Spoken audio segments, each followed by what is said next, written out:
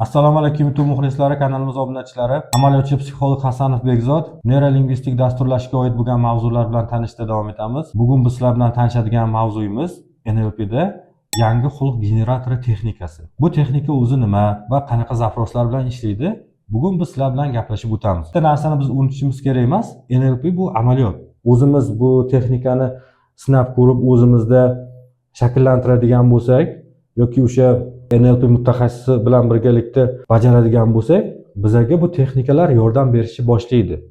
O'shani biz doim yodimizda tutishimiz kerak bo'ladi. Bugun biz qisqacha bu texnika o'zi qanaqa vaziyatlarda yordam beradi, nima gaplashib o'tamiz. Inson o'z kelajagini, ya'ni o'zi nima qiladi? Zinamasini rejalashtirib barpo qiladi. Mavzuni tushunish uchun biz bitta eksperiment bilan tanishib chiqishimiz kerak bo'ladi. Bu eksperimentning nomi jarlik ustidagi fenomeni. Amerikalik psixologlar tomonidan bitta eksperiment o'tkaziladi. Shu gimnastika stolini ular yerga qo'yadi. Taxminan 5-6 santimetr balandlikda. Mana bu slaydimizda ham ko'rishingiz mumkin va o'sha eksperiment ishtirokchilarini o'sha gimnastika yog'ochini ustidan o'tishni taklif qiladi. Ko'pchilik qiynalmasdan o'tib ketadi, yiqilmasdan. Va ular endi o'sha eksperimentni ma'lum miqdorda qiyinlashtiriladi. Qiyinlashtirishda qanaqa? Taxminan yerdan 1 metr ko'taradi. 1 metr ko'tarish natijasida o'sha 100% ishtirokchidan taxminan 80% o'tib ketadi. Qolganlari bosh tortadi yoki yiqiladi. Lekin e'tibor berishimiz kerak bo'ladi o'sha taxta, o'sha qalinlik, o'sha uzunlik. 3-bosqichda taxtani endi 3 metr, 3,5 metrlik tepalikka ko'taradi va tegini xavfsiz qilib tayyorlab qo'yadi.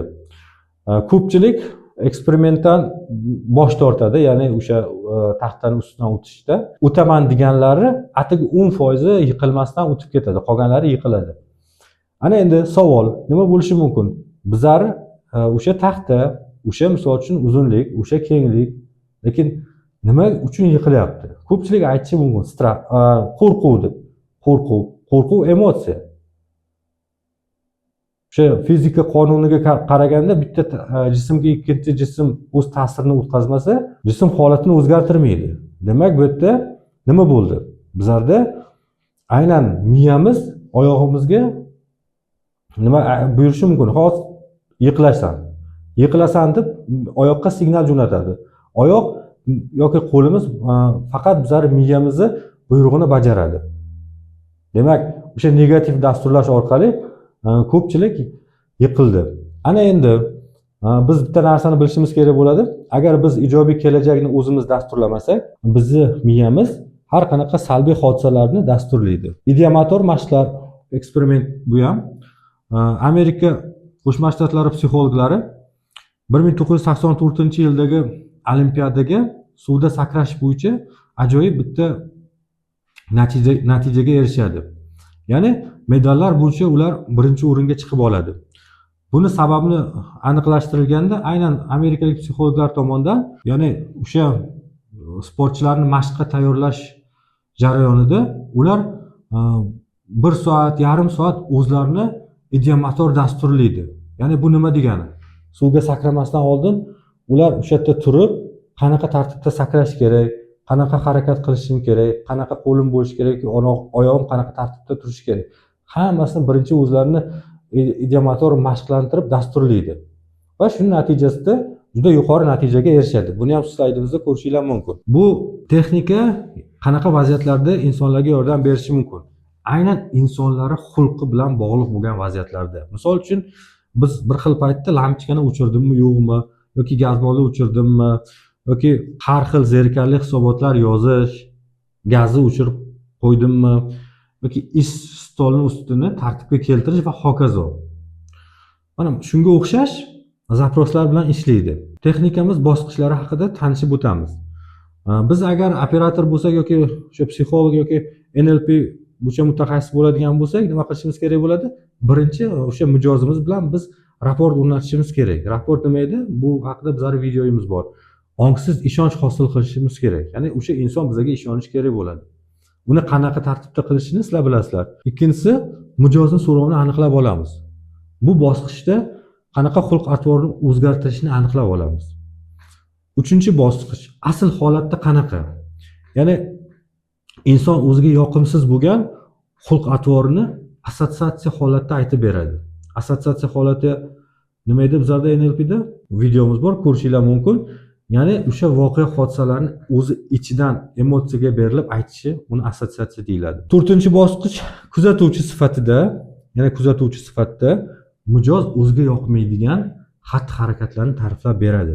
Buni dissotsiatsiya holida ta'riflash deyiladi NLPda.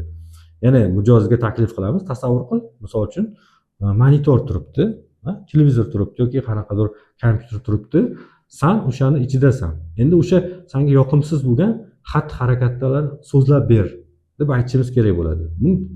U aytadi, misol uchun, mana bunaqa xatti-harakatlar menga yoqmaydi. Bunda hissiyotsiz gapirib beradi. Ya'ni dissotsiatsiyaning mohiyati ham shu. Va 5-bosqichda mijozga ma'qul bo'lgan xulq-atvor. Ya'ni ana endi o'ziga ma'qul bo'lgan bitta xulq-atvorni tanlaydi. Va o'sha xulq-atvorda qanaqa tartibda bajarishini aytib berish kerak. Bu ham qanaqa tartibda? Aynan dissotsiatsiya, ya'ni kuzatuvchi sifatida. Boya aytib o'tdik. Tasavvur qil, misol uchun oynada sen o'zingsan, misol uchun senda qanaqa xatti-harakatlar bo'lishi kerak? O'shani dissotsiatsiya holatida aytib beradi. Bu holatda o'sha mijozni, ya'ni holati o'ziga yoqsa, o'ziga yoqadigan bo'lsa, bo'ldi, menga yoqdi, menga shu xatti-harakatlar ma'qul, o'zimdan qoniqyapman deydigan bo'lsak, ana endi 6-bosqichda biz bitta triggerni aniqlab olamiz. Trigger degani, misol uchun, nimani ko'rganda mijoz aynan shu xulq-atvorini qilishni boshlaydi. U misol uchun qanaqadir rasm bo'lishi mumkin yoki qanaqadir joy bo'lishi mumkin.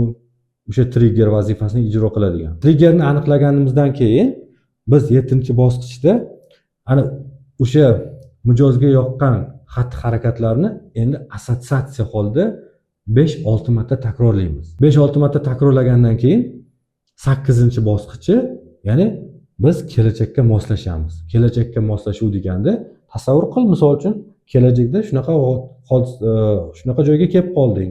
Senda qanaqa xatti-harakatlar bo'ladi? Mijoz agar o'ziga yoqqan xatti-harakatlarni ta'riflab bersa, o'ziga yoqsa, demak bizlari nima bo'ldi? Texnikamiz yakunlandi va mijozga yordam berishni boshlaydi. Dissotsiatsiyani biz yaxshi tushunib olishimiz kerak bo'ladi. Ya'ni dissotsiatsiyada bizlarda emotsiya bo'lmaydi. Assotsiatsiyada esa emotsiya bo'ladi. Biz ko'pincha nima uchun bir xil paytda rejalashtirgan ishlarimizni bajarmaymiz? Chunki biz emotsiyada, ya'ni assotsiatsiya holida o'sha qiladigan ishlarimizni qiyinchiliklarini hammasini birinchi miyamizda aylantiramiz va o'sha ishni qilmasligimiz mumkin. Dissotsiatsiya holatida qanaqa? Dissotsiatsiya holatida demak bizlarda emotsiya bo'lmaydi. Misol uchun biz ratsional ongimiz bilan mantiqiy to'g'ri fikrlab o'sha narsalarni bajarishimiz mumkin bo'ladi. Bu texnikadan foydalaninglar. Ma'lum qanaqadir xatti-harakatlarni, qanaqadir xulqni o'zgartirish kerak bo'lsa, juda katta yordam beradi va o'sha biz erinib yoki bajargimiz kelmayotgan ishlarni ham shu texnika yordamida amalga oshirsak bo'ladi. Hozircha shulardan iborat edi. Xayr, sog' salomat bo'linglar.